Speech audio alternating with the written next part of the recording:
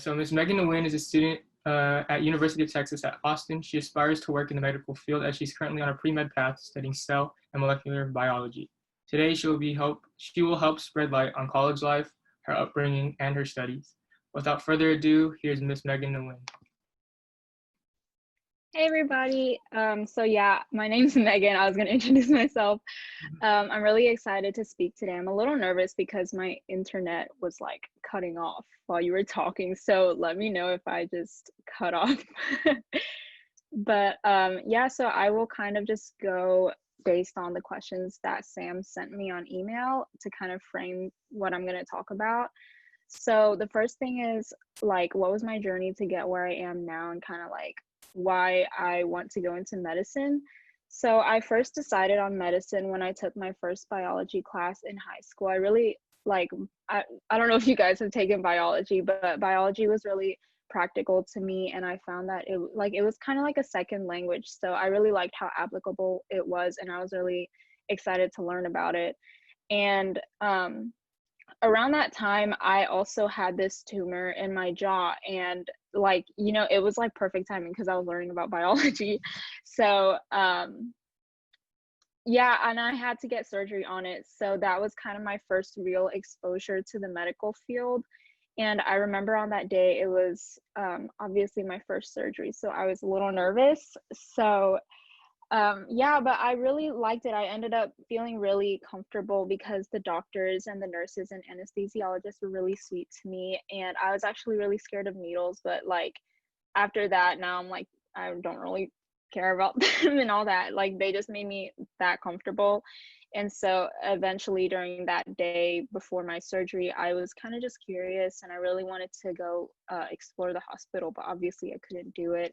And I was just like, I really wanted to know more about the healthcare field, but obviously I can't really use that as my experience that really drove wanting to do medicine, because I was just like curious.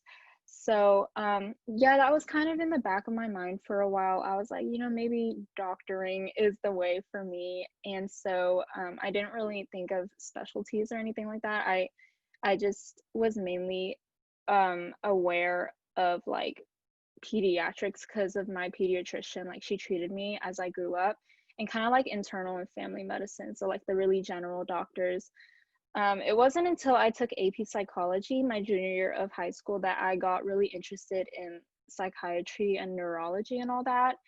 And so I'm kind of thinking of that as my specialty. And so now I'm in college, I'm about to be a sophomore, and I'm majoring in cell and molecular biology. And I'm really interested in like psychology, sociology, and all of that.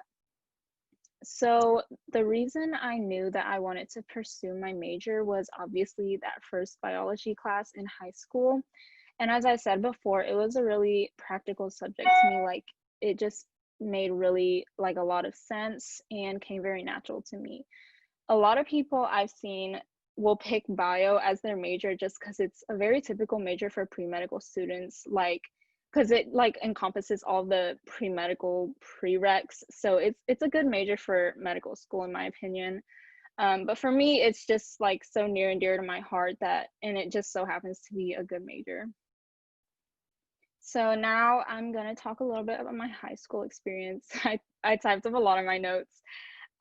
So the thing that I loved the most about my high school experience was the downtime that we were all given in class. I think you said that you guys are high schoolers, so I'm not sure how your classes are set up, but mine were really like the teacher would teach, and then we would like have to do a worksheet or something. And so like I could play around and talk to my friends and be fine. Like there wasn't a lecture going on at all times like it is in college. And so school was kind of like my social time. Like I didn't really need to make plans with people because I just see them in school anyway, and I just like chill in class. But I still learned whenever I had to pay attention, obviously. But yeah, fast forward to college now, it's like you go to lecture or class for 50 minutes straight, and the professor just talks for the whole 50 minutes or hour and a half that you have the class. And if I doze off, then I'll miss something important. So I think that's what I really liked about high school. It was a lot like less stressful, I guess, in the hindsight of things. It was kind of stressful whenever I was in high school, or that's what I thought. But looking back, it was really chill. And the least thing I liked was probably like the social atmosphere. Like my high school is really big, but I knew everyone in my graduating class, and I wasn't one of those popular people, like, you know, those popular groups in the movies. I was mainly known for being smart because I was at the top of my class, and I knew a lot of people because of that. And, you know, like you just know names and people, but I wasn't like that stereotypical popular girl in the movies. And so I always felt like that popular crowd of people looked down on me a little because I wasn't conventionally attractive, except on some days, like those days where you decide to dress up. And being Asian, like that was something I grew up with. Like people just did not think I was really pretty. And I always felt like they low key looked down on me. So in college, there's no dress code and it's very free. Like, and I go to a really big school. So like I do know people, but it's like I see very different people every day. So I feel a lot more free, and like I can wear pajamas around campus to class or to study, and I don't feel awkward at all. And in college, it's like everyone kind of understands if they see you wearing pajamas. But like in high school, if I came to school in pajamas, which I never did, then I can't even imagine how people would have looked at me. So I think it's like the social environment. It kind of shifted a little since I started going to college. My biggest advice to each class of high schoolers, or like each grade, so I split this up into like the 4 years of high school.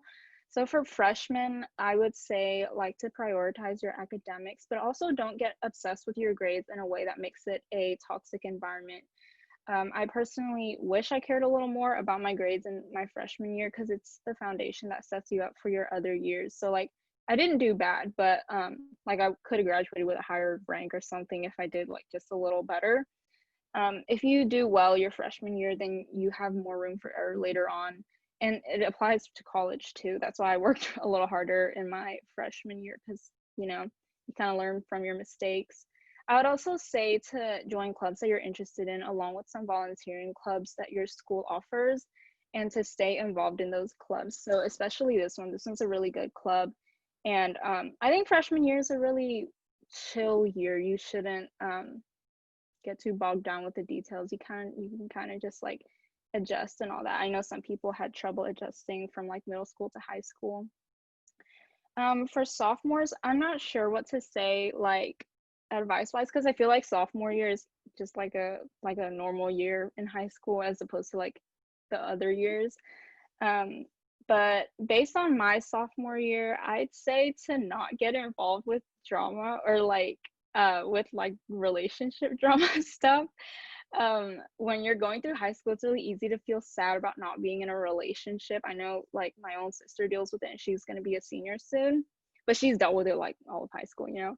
And I'd say it's really easy to feel down about that, and like I felt the same way. And whenever that happens, it really influences you to want to settle or get into like an entanglement or something. I think that's what they're saying today. Like I don't know, but it's like it's really emotionally draining. And so like I would say to just do you and stay in your own lane, and remember to stay true to your own values. Like don't, I guess like since sophomore year is kind of like the middle year of high school, it can feel weird like you're kind of in a limbo because there's not really like college to look forward to yet, but you're not a freshman either. So I just say to like stay connected with who you are and make sure you don't like get into any unnecessary drama.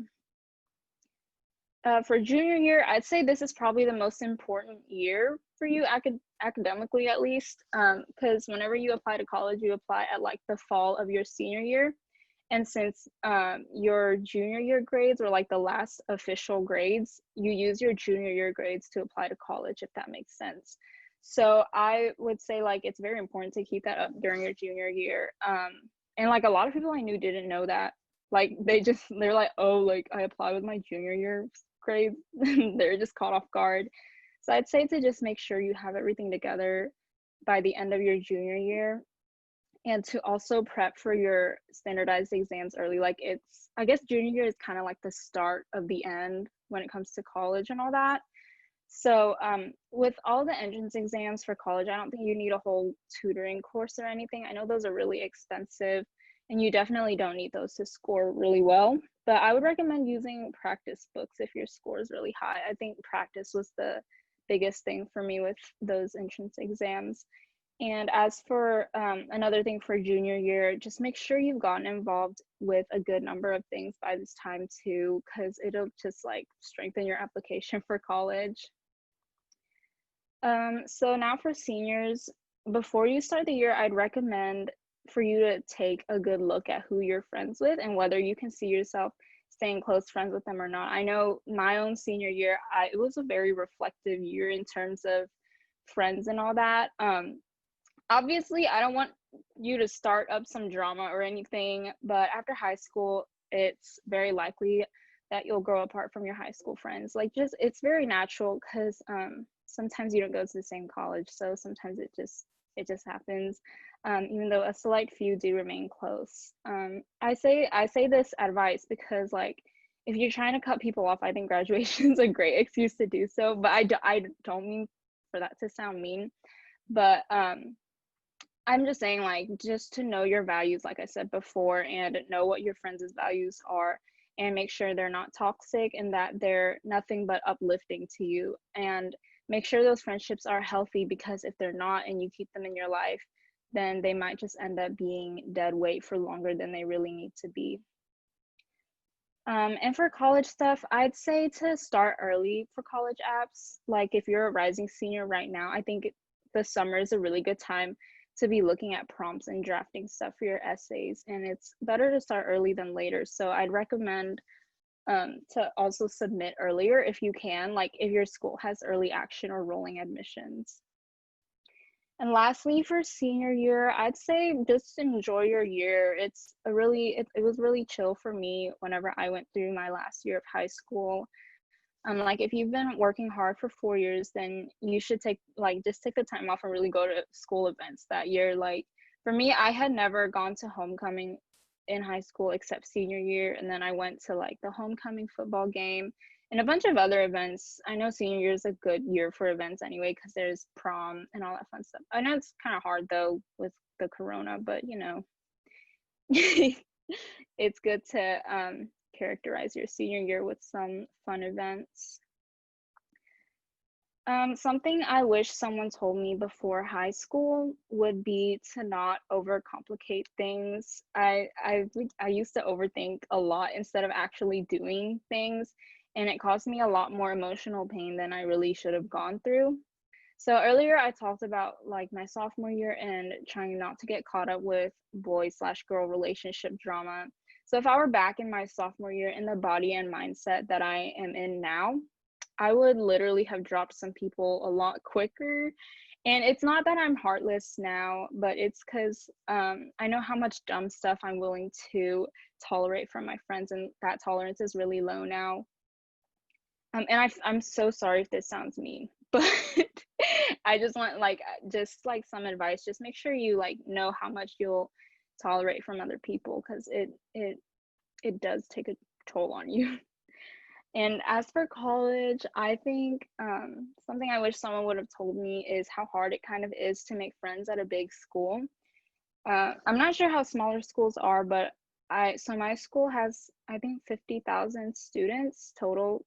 I'm not sure, but it's a big number.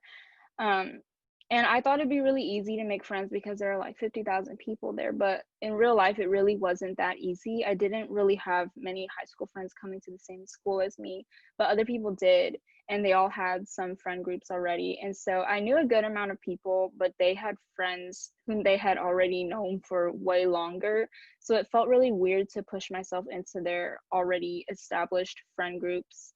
And I've also found that I had to put myself out there a whole lot so far. And I know I'm going to have to do it a lot more, because like in college, you still have to do icebreakers for some reason. I really hate icebreakers, but yeah, you do have to keep doing that. And I think it's just it was a good way to really get used to putting yourself out there, which I wasn't used to doing before. It's really helped shape the way I socialize with other people, because now I feel a lot more confident. I mean, I don't know about literally right now, because Corona's had me in the same house with little to no social contact. So like I might stutter a little, but I think in general, like my socializing and stuff really improved during college. But you know, it would have been nice if someone told me that like a big school is so hard to make friends at. So college application tips, I did mention a little earlier that starting early is good.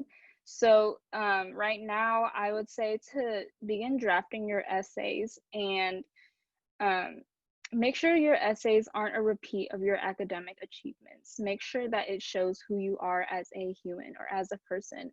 The person who reads your essay wants to know like who you are, not what grades you make, because like your transcript already says that.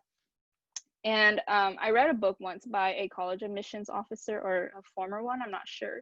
But she said that they like to read essays in which the student is vulnerable and depicts a time in their life when they were at a very low point, and then tell that story in a way to show how they've grown since then and how it shaped them to who they are today. And I thought that was really good advice. And like along with that, having a unique essay that really like portrays who you are as a person, that's what sets you apart no matter what college you go to. Because let's say you have like the most perfect grades and the most perfect extracurriculars and all that, but a bunch of other people have those really nice grades and stats. And so the one thing that's going to set you guys apart is your essay.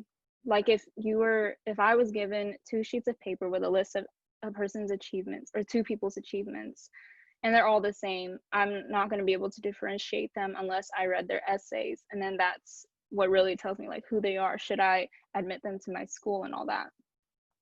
And lastly, I said before to apply as early as possible and to do early action if you guys can, or if they have rolling admissions, then do it as early as possible. So I actually mentor high school students who are interested in pre-med.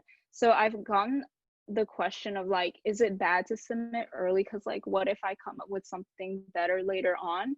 But it's like I already submitted it and I can't take it back. So I would say like, if you start early already on your essays, then that gives you a good amount of time to really go through the whole thought process. And then you'll have enough time to, you'll have like all the time you need to submit it early enough. So like if I started in, I don't know, like the earliest deadlines. Let's say I started my essays in like October or something, and the normal deadline's in December. And so that's like 2 months. But let's say I started even earlier. Let's say I started in like June or July, and I wanted to apply for the early deadlines, which are I think in November or something like that. So that's like way more than enough time. As long as you start early, then you'll have that same amount of time to really go through everything and make sure that you have a good topic for your college essays. Okay, so this last thing that I'm going to discuss is what my schedule looked like in college. So I really liked like the scheduling in college a lot better than in high school, because in high school, let me try and remember how mine was. I had like 7 classes in a day, and our classes started at like 7 a.m. one year, and then the next year they started like at 7:25 or 7:20. So it was really early anyway. And then I got out at like 1:50, so it was like it was really long in my opinion, and I didn't really like it. So in college, the scheduling is already a lot easier, and you don't have to have all the classes at once. I'd say like the most classes I've had in a day is like 4 or 5, but that's like in college, 5 or 4 classes is already excessive for a day.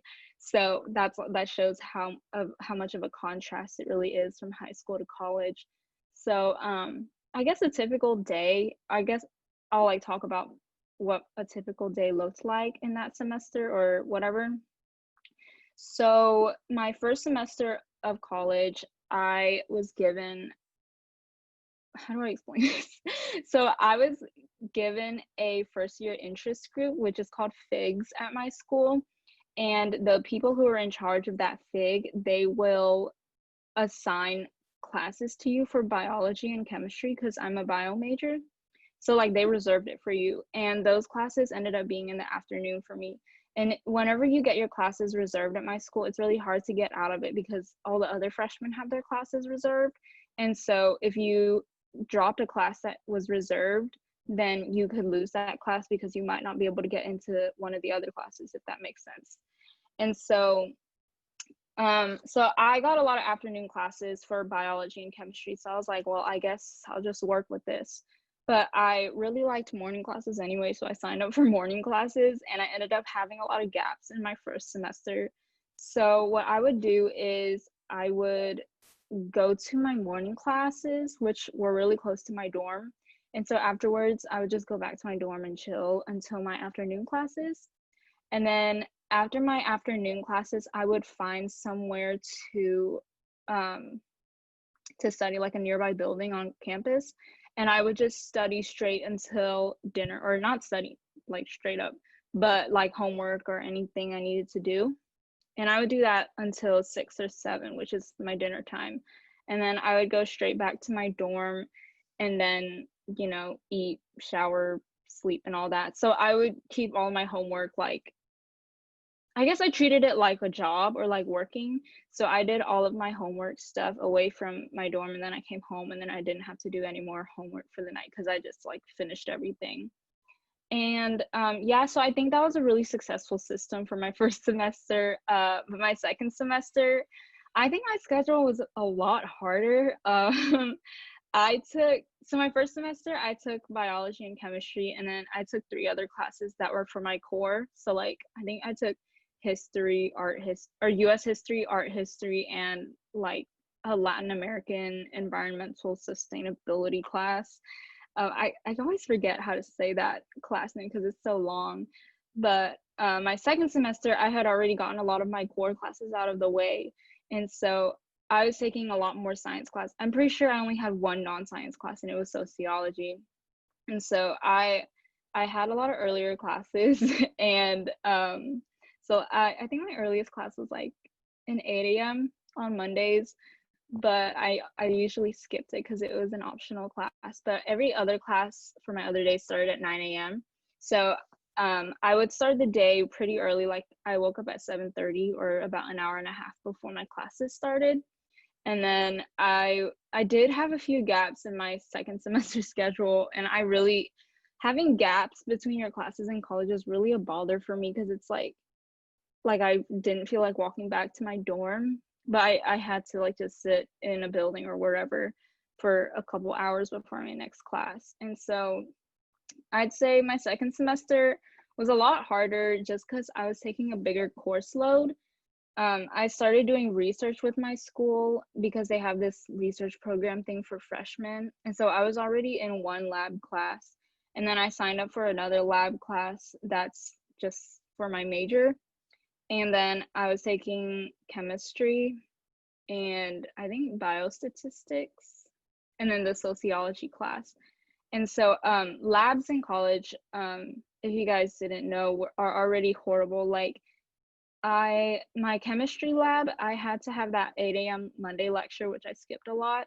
And then I had another lab block from 9 a.m. to 1 p.m. on Thursday. So that's already 4 hours. And the labs would never take up the whole time, but it's just like I blocked 4 hours out of my day, and then I had to plan my schedule around that for registration. And as for my other lab, the research one, that one was a killer because I had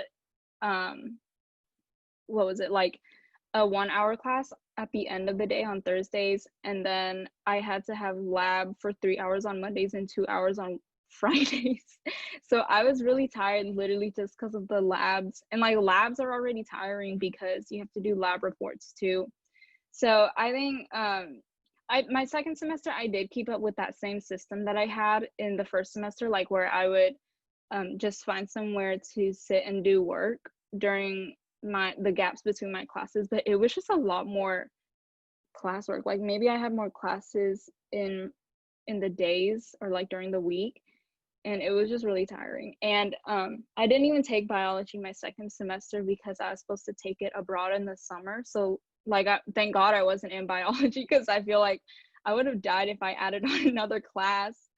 But yeah, so that's kind of the gist of the questions that you guys gave me. I will take some questions now if you guys have any. All right, yeah. Thank you again, Megan, for the wonderful presentation. So now it's Of just open course. forum. So if you guys have any questions, you guys can just type in the chat your question, or you can say me, and then I can unmute you right here. But for right now, so I've gotten some questions from a separate forum, and students have asked. One of them was, I know you talked about your course load for the first like year of college and everything, but what Mhm. kind of courses do you need to take for pre-med? For pre-med, it usually varies between medical schools, but in general, like the skeleton that they use is a year of introductory biology. So that's kind of like the biology you take in AP biology, a year of general chemistry, which is like AP chemistry. So those are all pretty like entry level. Like I took those this past year, so I didn't really like learn anything new, I guess. But so you take those usually your first year, or maybe some people take it in your sophomore year, but I think it's best to take both of them your first year. And then you have to take a year of organic chemistry with the labs.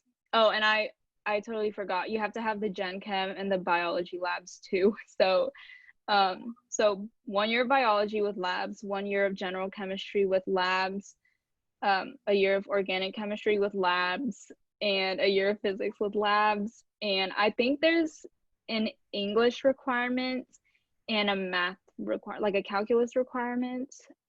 Some places, some schools I've seen will require you to take calculus and statistics. In some schools, I know with Texas schools, I haven't seen a lot of them require calculus, but they like to see statistics or biostatistics. So some type of math. And oh sorry, my mom.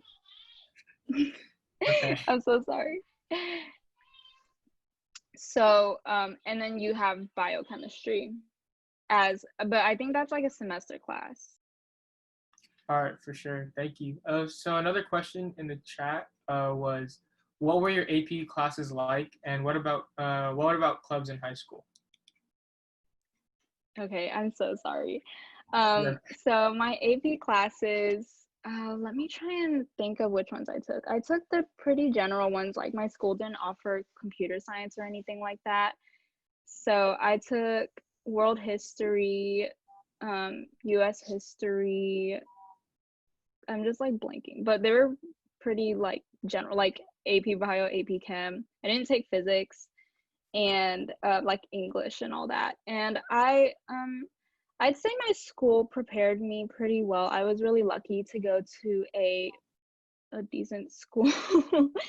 um I think my hardest one was world history, or like the history classes in general, because we had to write a lot. Like the DBQs were really terrible and the short answers and all that. But I think my teachers prepared me really well, and I was really lucky to have some really good history teachers. So I did really well on all of my AP exams except for chemistry. That was the one class that I got a 2 on. But um, my teacher was pretty bad. I'm sure you guys have an experience like that.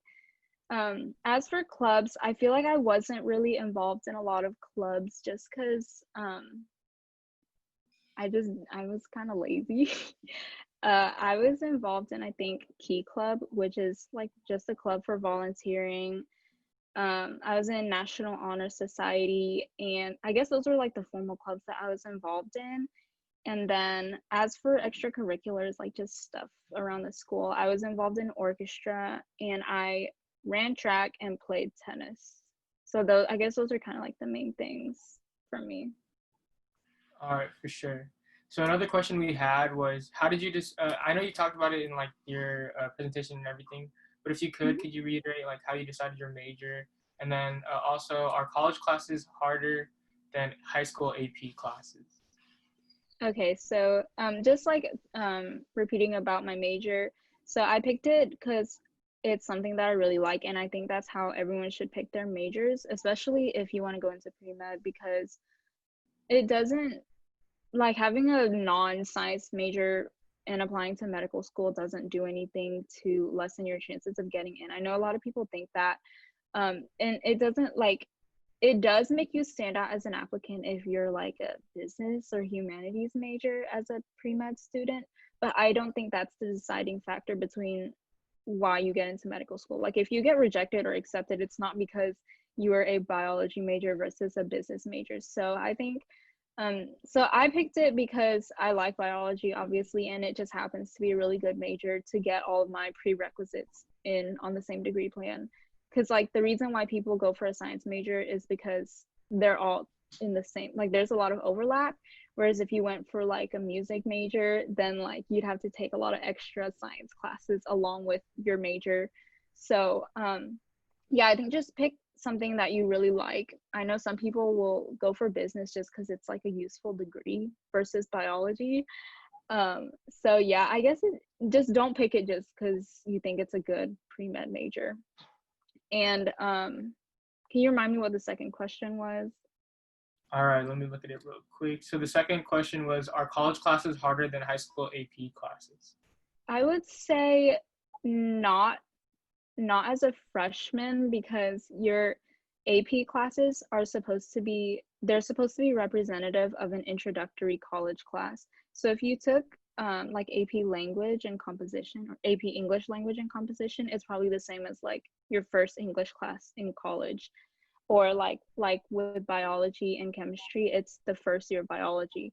And as you move up in college or become an upperclassman, obviously there are more specialized classes like biology and biochemistry, and I think there's like anatomy. Those are the ones at the top of my head, and there aren't specific AP classes for it. And that's why so like if there's no AP class for it, then obviously like the college class is probably a little harder. But I'd say they're about the same. But if your school has an AP program that's a little like it lacks a little bit, then it might be a little harder to you in college. But I think that there are like extra details in my own college biology class or my own general chemistry class, but they're about the same. All right, definitely. So another question we had in the chat from Katie was, what made you choose UT Austin? I decided on UT Austin because it was actually funny. I only applied to one college and it was UT. And it's because in Texas, I think it's a law that all the public schools have to accept the top 10% of a graduating class. So I knew I was going to get into UT regardless. Or like, well, UT, I think they have requirements for like the top 6%, but like I fit the requirements. So I was like, yeah, I know I'm going to get in, but it's not guaranteed for your major. So I knew I was going to get in, but I didn't know if I was going to get my first choice major. So like I still have to try a little bit. But I picked UT because the in-state tuition is pretty good, in my opinion.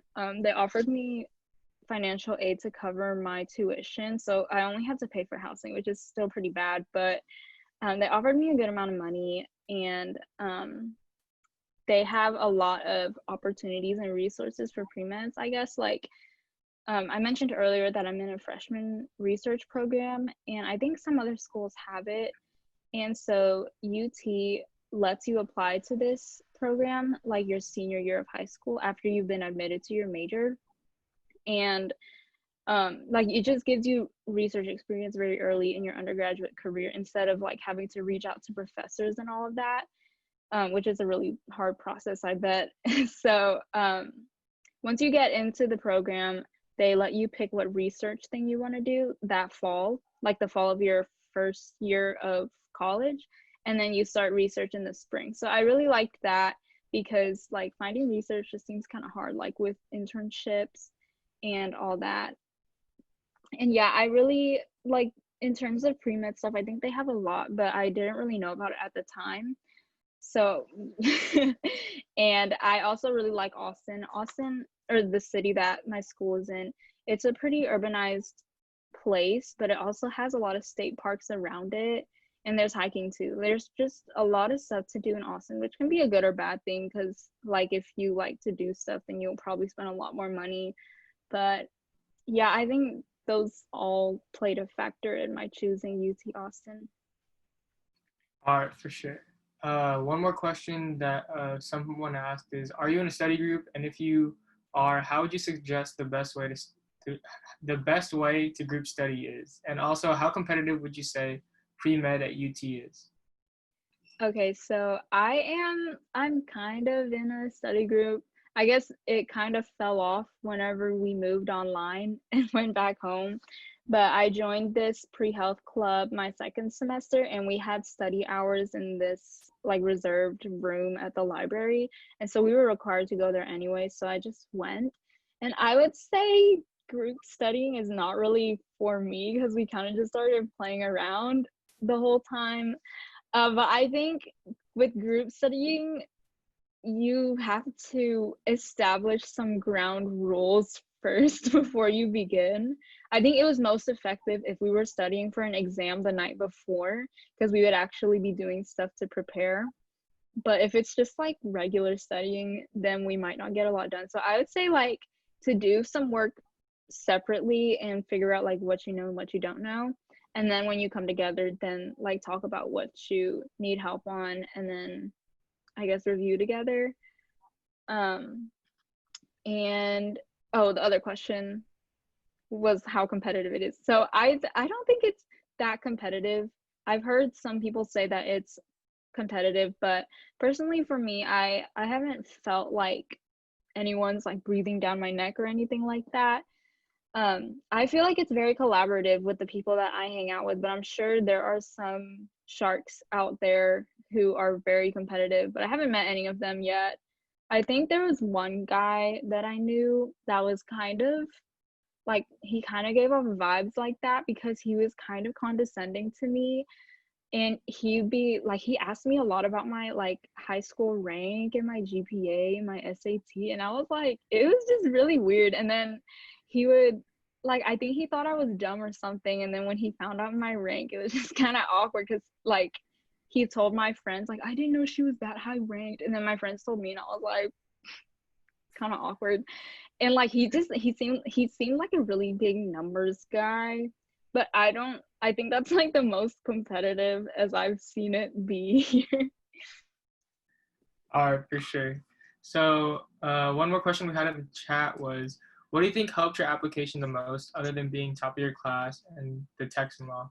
Also, does a bio major need math-heavy skills? I would say the thing that helped my application the most was so besides the Texas law, I mean, it's really hard to tell. But I think in college, like in general with college applications, the thing that makes you stand out the most is kind of having a theme in your application. But I feel like I didn't really have that. So I think the thing that made me stand out was like um having like orchestra and tennis. Those are like pretty, or orchestra and sports, sorry. Those are pretty like different from each other. So it shows that I was in a variety of things that like fueled my interests.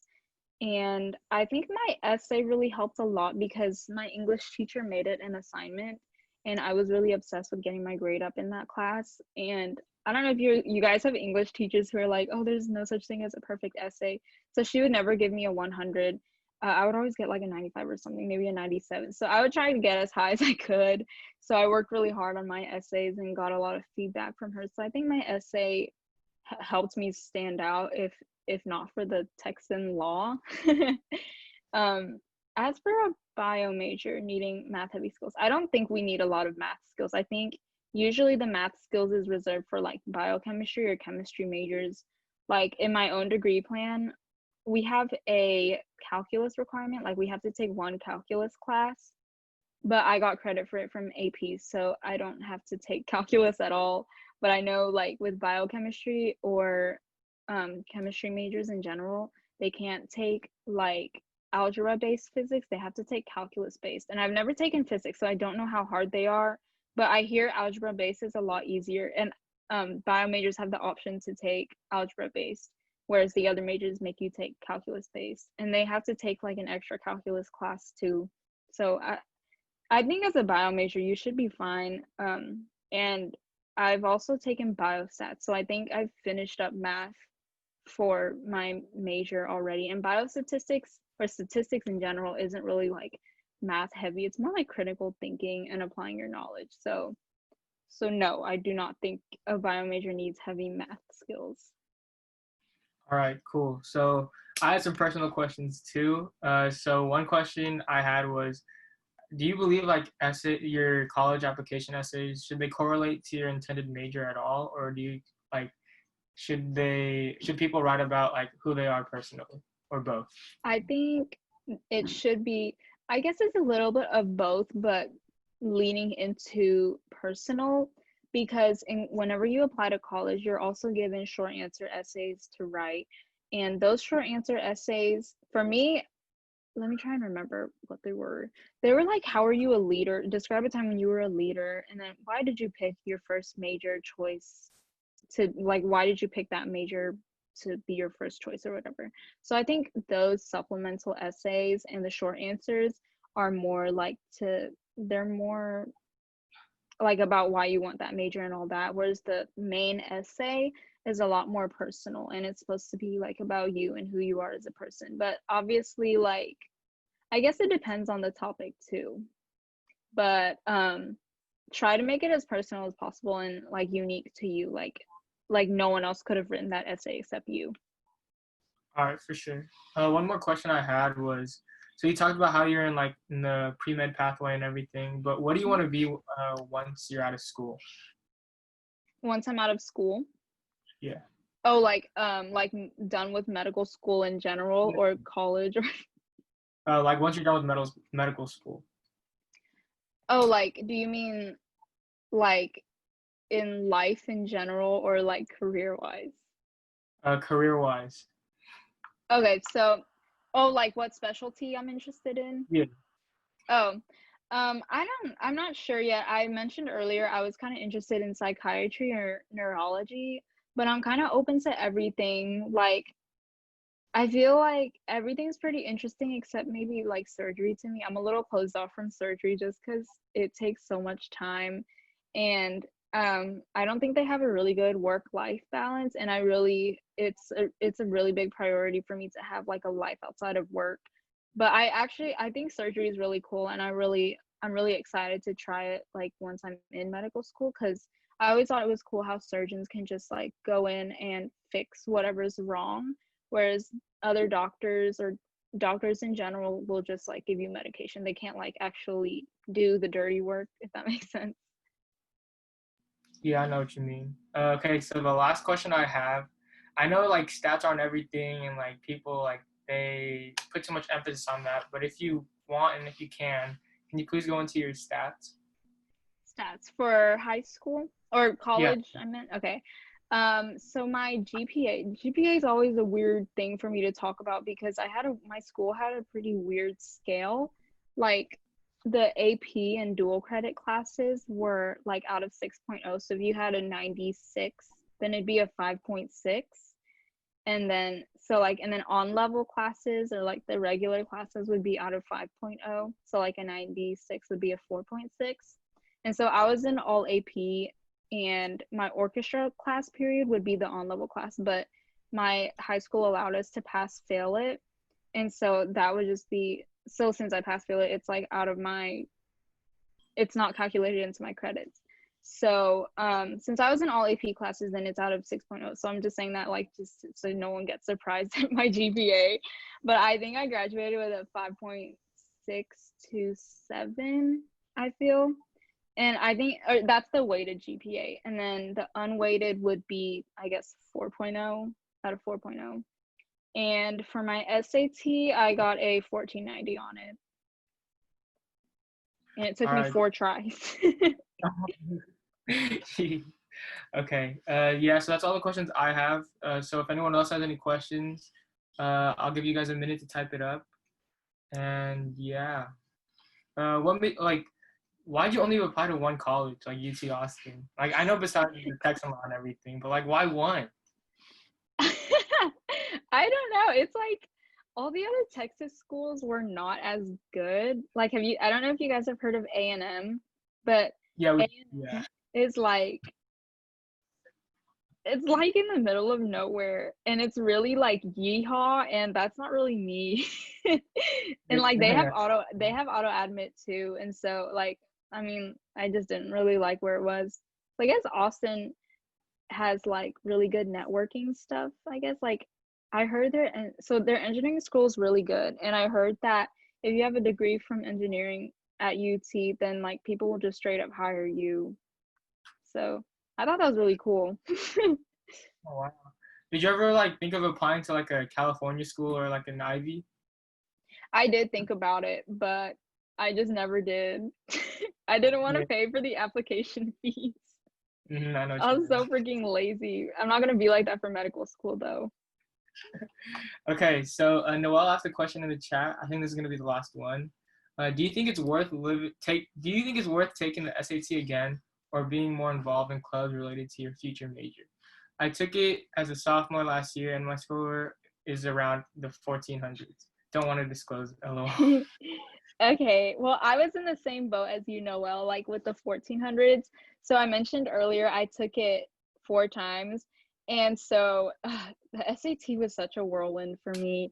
So the first time I took it, let me try and like frame this good enough so it's not confusing. So first off, there was a really big hurricane the year of my junior year, and so they were offering SATs to take for free, and so I was planning to take it in December of my junior year, but the free SAT was in October. And so I just took it in October, like whatever, it's free. And I got a 1410. And it wasn't on par with what I was scoring on my practice exams. I was getting like 1450s. And so I was really bummed out about that. And so I was like, well, it's free. I didn't really waste any money. And then I took it again in December, my original date, and I ended up getting a 1390. So I got 20 points lower. I remember crying so much. I was so annoying back then. But that was kind of sad, and I was like, okay, like it's just been 2 times, so I can take it one more time. Like people usually take it 3 times anyway. And so I kept prepping and doing practice, and I was doing well. I was getting like 1480s, like like near 1500s, and that was where I wanted to be. So I took it again in March, and I got a freaking 1400. And so I was really annoyed because I had plateaued, and my dad had gone tutoring for me too. And by the way, I don't condone tutoring. I don't think it's that cool. It's so expensive. But I had done tutoring, and so I felt like it was a waste of time because I just plateaued. And like I guess I didn't really like do any fancy prepping throughout the time. Like I just did a lot of practice, and I don't really know how you can get tutored for the SAT either, because you kind of learn that stuff in school. So I think the biggest thing that helped me was taking pre-cal or pre-calculus, because I remember the SAT had a lot of like trigonometry, and then like circle equations and all that really weird stuff, and angles. And we didn't learn about circles and all that SAT stuff until the end of the year in my pre-cal class.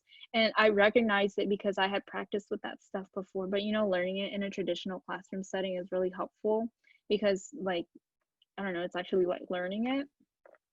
And so I knew I was going to take the SAT again because like I couldn't even super score my thing. So um I registered for it again that year in August. So I was starting my senior year, and I ended up doing way better. And I think it's partly because of that pre-cal class. So like since you took it as a sophomore, like not having all of your classes done is already like a factor in like why you're not as satisfied with your score. So that's why it's kind of weird. Like you don't want to take it too early or too late. So I think pre-cal helped a lot. And that time I did prep with this workbook. I think it's called College Panda for the SAT math stuff. And I think that stuff really helps. I really focused on my math more because because math is like really easy to improve. Like you can get a perfect score easily or close to a perfect score. Whereas with reading, it's a lot harder. I think reading was so hard. And I hated prepping for reading. So I used Khan Academy too for like some math stuff and reading and writing. And because like I was pretty solid with writing, it was just reading like that you really need practice on. So I would really be lazy when prepping for reading. Like I would drill my math so hard, but with reading, I was really lazy. Like I would skip passages some days. and like it still increased for some reason. I don't know. I feel like the test wasn't even like easier in August, but yeah, I think the math increase was really helpful for my score, and then the weird reading increase too. So I would say, do you think it's worth taking it again? I think yes, it is worth taking it again. I don't think you should take it like 5 times, but whenever you retake it, then make sure you're doing something that you feel is actually helping. Like make sure you review the stuff and know what you're getting wrong. Especially with reading, it's really hard. And being more involved in clubs related to your future major. I think back to what I was saying earlier about like making your personal essay more personal. I think that your extracurriculars should relate to your future major. At least have like one or two, like maybe be in a healthcare club or like volunteer at a clinic or something like that. You don't have to have like a perfect narrative for your college application, but it's good to have like some of that stuff in there just to show that you're interested in it. All right, cool.